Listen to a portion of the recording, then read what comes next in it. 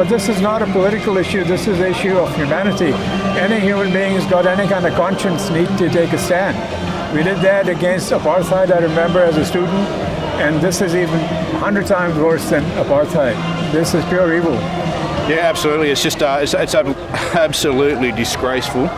Some of the footage that I've seen, I don't even like thinking about it. But there was some footage I saw this morning of how the world is turning away from what's being put out there. It is just beyond belief for me, anyway. But the tide is turning. Absolutely. I think there comes a stage in throughout historical cycles when people just start to just realize that they can't just stay totally silent. You've got to take a side. And the people that are demonstrating here have got the live hearts and the live eyes and the live souls. This is a question of personal soul. That's why, for me, it's unthinkable that people are just kind of sitting home while children are being bombed to bits, This is unacceptable by any standard. So this comes down to our personal choices. And every human being should be out here kind of speaking for Palestine, speaking for kind of justice, to be honest. This can't go on. This is unacceptable by any standard.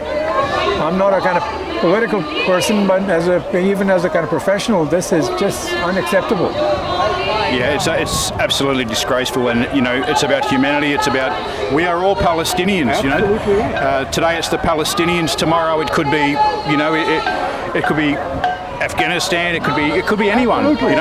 It could be Australia tomorrow. I think you've completely kind of nailed it. There's total hypocrisy.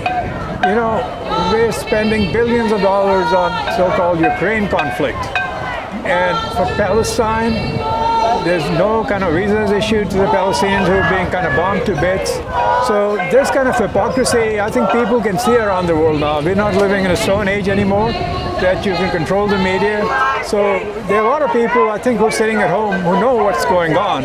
But for some reason, they don't have enough conviction to come out, as most of these people with the live hearts and live, basically, souls do.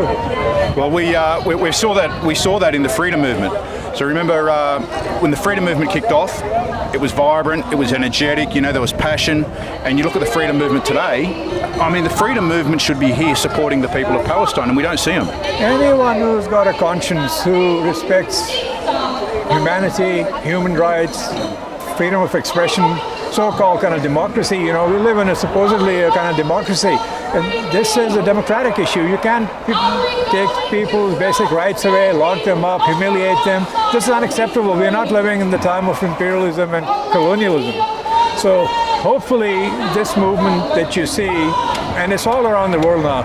I have seen figures that over 1.5 billion people are engaged in Pro Palestine cause, one way or the other, and a lot of moms, families, kids.